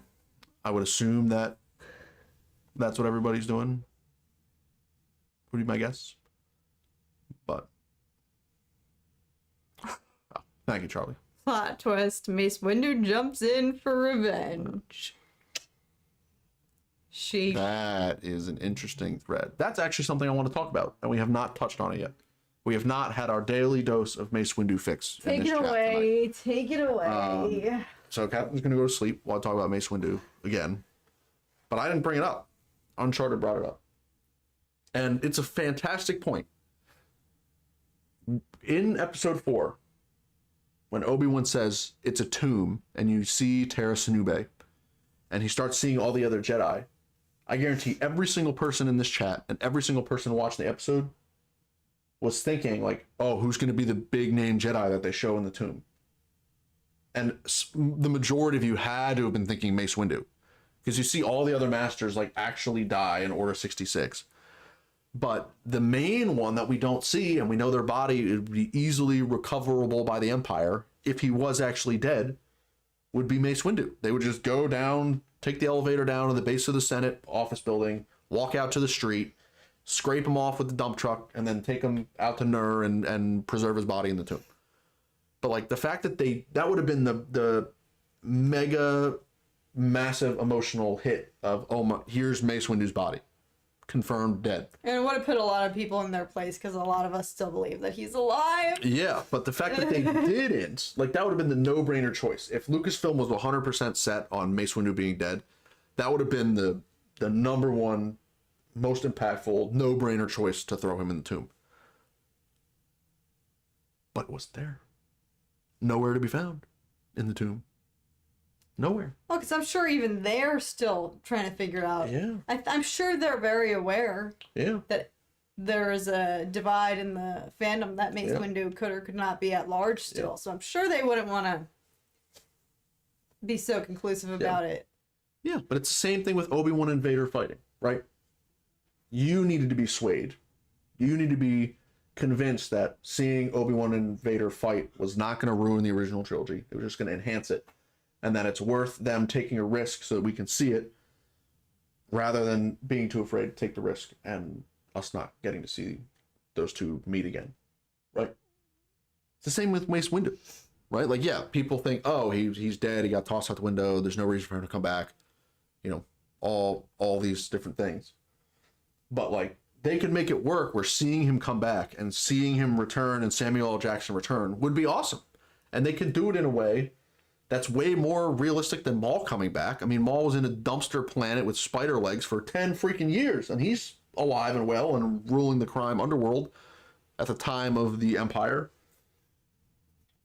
Like, Mace Windu is the most powerful Jedi Master next to Yoda, and he still had 3 of his limbs. He was making a noise when he got tossed out. And you see Jedi fall from heights like that all the time. Like, look at Ahsoka in Clone Wars. I mean, she's falling like skyscraper heights and landing it and doing rolls. They're falling, like, intentionally diving, falling face first, but knowing that they can grab off them. Mace Windu was tossed. Yeeted, and he was going back first. He was not facing the ground. Plenty of airtime to recover. Maybe. Plenty of airtime. I think we have a poll idea, because this is actually a topic I want to talk about. Thomas L. mentioned maybe they're not dead, referencing the Jedi that we saw entombed. Maybe they're just frozen. And actually, I'm curious to hear how other people interpreted this, because my initial thoughts were they're all 1000% dead. They are all dead, and this is like a collection of their corpses. Like, I did not for 1 second did I think that they could still be alive, but they were just frozen, or like similar to carbonite, I guess, and that there was a button you could press to bring them all back to life. Like, I interpreted them to be 1000% dead. But then I went and watched Josh's video, and Josh, I think, about Luminara in that Clone Wars episode, Rebels episode. It's the Rebels episode where they go on the ship and they're like, oh, we can hear Luminara, and they go find her, and she's like in that thing in the prison cell. Oh, yes. And then they open it, and then it's just like her skeleton. Yeah. And she's dead.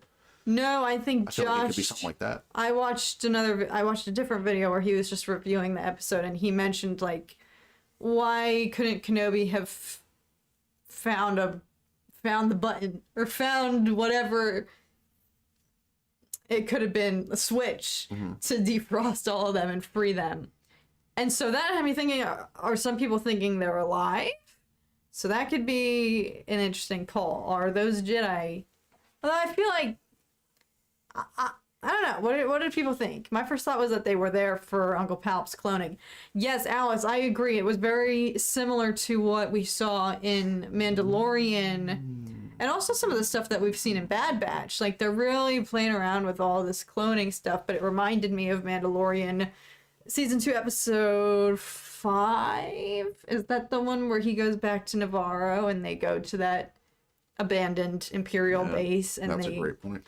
It reminded me a lot about that, and they see all those bodies in those tanks, and it's like, what are these? I think that Amber is meant to keep the midichlorians alive, but not the bodies necessarily.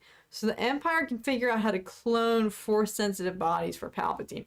Oh, so they are no longer living, but their DNA is still salvageable. That's a fantastic point. I think that makes complete sense. I thought Obi-Wan was going to release them all, and it was going to be how they escaped. Made way more sense than how they escaped in the show. Oh, that could have been lit. If he defrosted all of them, and there was a huge, like, Jedi uprising. Yeah. Maybe. They would need a lot more snow speeders. Yeah, they are either frozen or dead. Their eyes were all wide open. Yeah, that was the other thing. It made it scarier. I don't know if that was a symbol of something or an artistic choice to keep it with the eyes open. But that also was like, I was like, how did they all die? That's a coincidence if they all died with their eyes still open. This is getting dark, but they can still harness their DNA from the amber and create Jedi-Rassic Park. True. Oh, goodness. Gonna need a bigger snow speeder. Yeah, well, you could see there were like thousands of, maybe not thousands. You could tell though, they made it evident there were like hundreds of them in there. There were rows and rows and different floors of all of these Jedi lined up, or Force-sensitive people, I guess. Not all of them necessarily Jedi, but Alice, peace out, girlfriend. Thanks so much for being here. Have a great one and enjoy the episode. You too! Yeah, you too, lucky Aussies who get to watch it during a reasonable time of the day. Woo! Yeah. T-minus 53 minutes. It's the last hour that always is the longest one. Yep. What if Vader finds the path on Jabim, and there's a big battle between a bunch of random Jedi and Inquisitors with Vader and Kenobi at the center? Oh, there's another thing. Grand Inquisitor. Sorry, that comment didn't even mention Grand Inquisitor, but I haven't even been thinking about him. We still need room for his comeback. Also, weren't there rumors that he's gonna fly? Do you remember? What, with the spinning sabers? Yeah. Like doing Rebels? Yeah, there was rumors about that. Were there not? And we've yet to see him in action. Yeah, because he died in the second episode. Maybe. That'd be kind of cool. He comes flying in with the heli sabers. He and Vader are conspiring against Reva. Because like obviously like Reva thinks he's dead. Vader basically dismisses it and says, "Don't worry about him," meaning that Vader is fully aware of that he's not actually dead.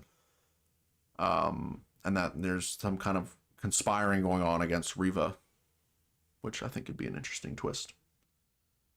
And then the Grand Inquisitor takes his rightful place at the Grand Inquisitor throne. Reva versus Grand Inquisitor and Kenobi versus Vader. I had that same thought just now, Sean, but I'm really freaking hoping that there are no cuts. Well, I mean, I guess they did that with Battle of the Heroes, but that was different. That was Yoda versus Palpatine, which is one of the biggest duels ever. Yeah. I didn't like this with their reunion in episode 3. Like, the cuts really took me out of it. Going back and forth between Vader and then to Reva and then to Leia and Tala. Like, I was just like, I just want to see the fight. Yeah. None of this is anywhere near as relevant right now. And so I hope that they don't have cuts during I don't think they will. Kenobi and Vader's final fight. Yeah, because hopefully at that point all the other side plots are done. Reva's probably going to be dead. She's toast. Leia's going to be safe. Like, I think at that point all the other side plots are going to be over with. And I like your idea of, let's take Leia back to Alderaan, drop her off, and then from here on out it's strictly Kenobi facing the fact that if he doesn't stop Vader, Vader's going to keep terrorizing innocent people. And it's Obi-Wan versus Vader, sole plot line for the last, episode and a half. I think that's a great idea. I think it'd be awesome. Yeah, except I think there was confirmation that actress playing young Leia is in all 6 episodes. It's the only thing I'm hesitant about. Doesn't mean they couldn't show her back on Alderaan, though. Yeah, then she's probably not.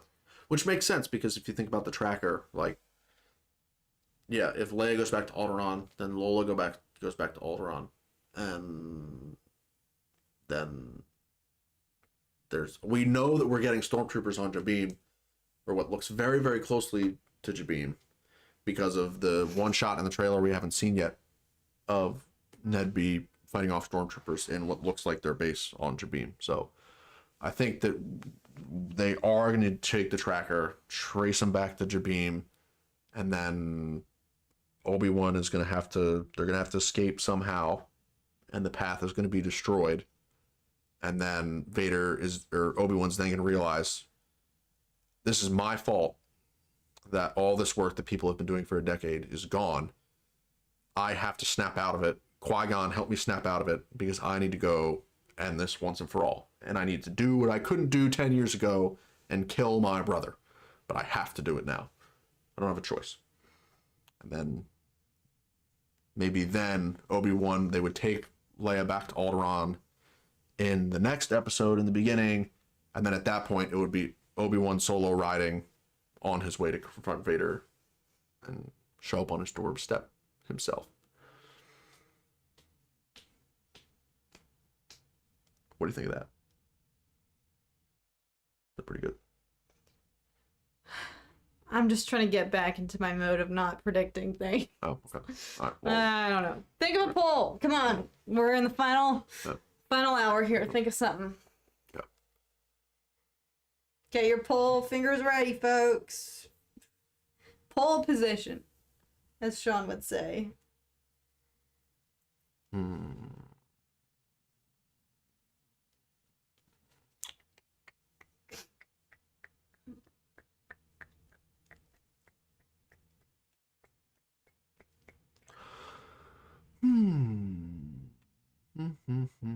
This is a first.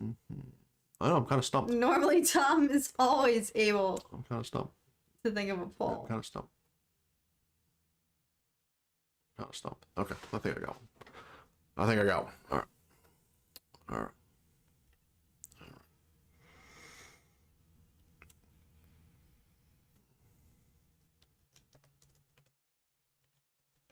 On the prediction train.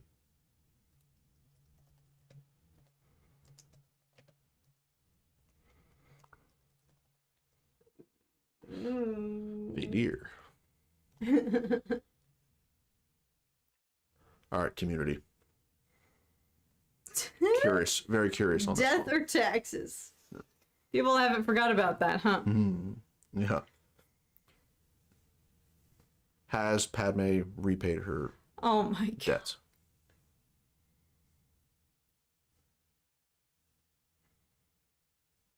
Very interesting. 62% yes. I sure hope so. I would certainly like to. Aries is pretty confident. That would be so epic. Oh god, and just the acting and the emotions on both halves. No. On both their parts. Kenobi and No. Anakin. Oh. Yep. Oh god. That's funny. No, Obi-Wan's too weak.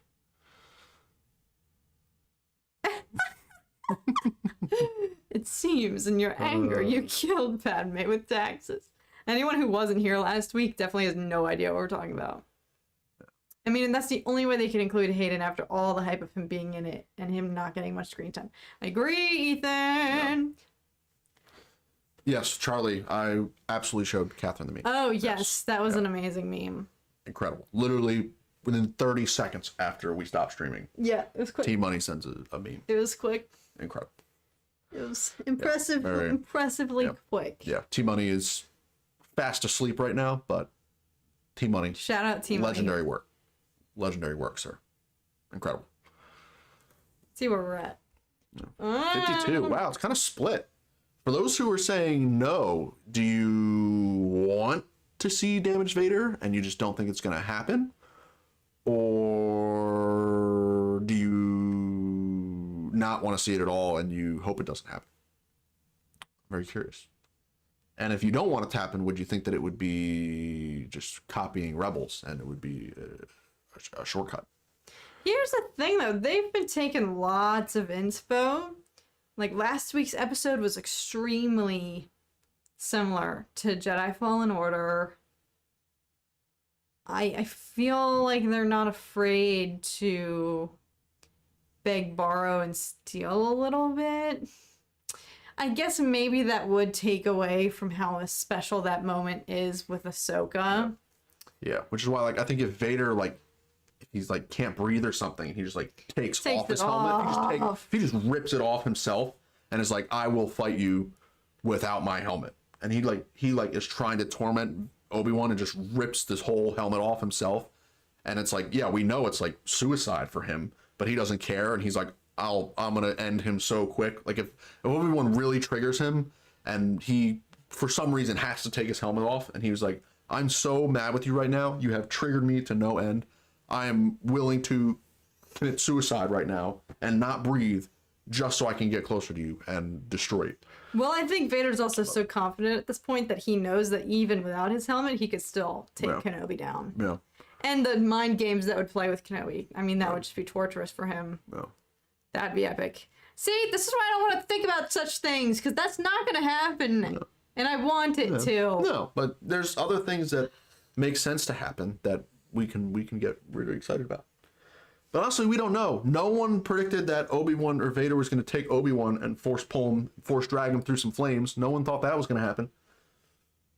And we got that, and that was fantastic. Yeah. You know? And it makes total sense if you think about the story. Obi-Wan lit Anakin on fire. Perfect revenge is for Vader to light Obi-Wan on fire for longer. And slowly drag him through and then blow the flames out. And then as soon as he recovers, drag him through some more flames. Maybe chop off a limb and then drag him through some more flames. 50-50. All right, we're going to give the poll one more minute. Got to be a tiebreaker in there. There's 45 people watching, only 28 votes. Come on, y'all. I won't vote. Vader's connection to the Force is so strong that he could actually survive without his entire suit. Yeah. It would just be extremely hard. Yeah. Oh, yeah. Could you imagine? He takes his whole suit off, unpops his limbs, and is like, come at me. And he can swallow. Ben swallow, Anakin, Sky swallow. Yeah. Eye for an eye, fire for a fire. Yep. All right, okay, tie's been broken, okay. Probably 30 more seconds and then we'll end the poll. Probably call it a night. Perfectly balanced is all things should be. No, because it's good. More people are voting yes. Yep. Maybe your story inspired them. All right, that's it. We're going to close it out. Last chance. Okay. Poll ended not resounding. No. Slight majority in favor of yes. VOC damaged helmet Vader. But again, I'm trying to just see now. I'm just kind of like, this is why I didn't want to do this tonight, because we can't help but just go into huge theories and anticipate. We know they're gonna go. We know they're gonna go to Jabim. We know they're gonna go to Jabim. We know Obi-Wan and Anakin are gonna fight. We know the Grand Inquisitor is gonna come back. It's not obviously 100% guaranteed for the next two, but they've led breadcrumbs and foreshadowing that we're gonna see Qui-Gon, or at the very least hear Qui-Gon.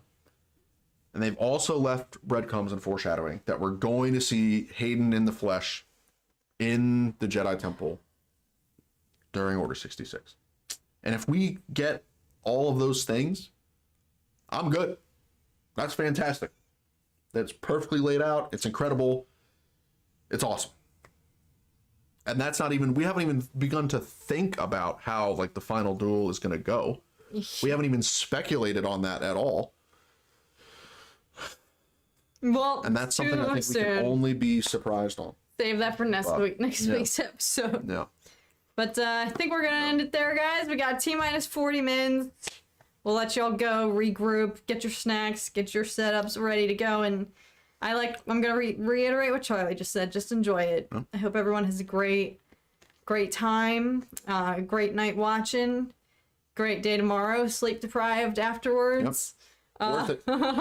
It's worth it, which is why all of us are awake and all of us are hanging out. We're all staying up in the wee hours, unless you're in the far eastern Pacific and it is midday for you. But yeah. Well, thank you guys for hanging out. This was a good little fun. It's always a fun time. Tonight was an interesting one. We're good. Yeah, great stream. This was a good time. Feeling adrenaline, feeling ready to go. So I hope this was helpful to help everyone else stay awake. It was fun chatting with you guys regardless. And yeah, I hope everyone just has a great night, great time no matter what. enjoy the episode. I hope that it's everything we imagined Only got 2 tonight left. that it would be. Yup. Only 2 left. We've all been thinking about this since 2005, and it's finally here. We've got 2 episodes left. Yeah. So I hope everyone have a great night. May the force be with you guys. We'll see you on the other side. See you guys in my reaction video. And until then, may the force be with you guys. And we'll see you guys again very, very soon. Bye, guys. Woo! See you guys soon.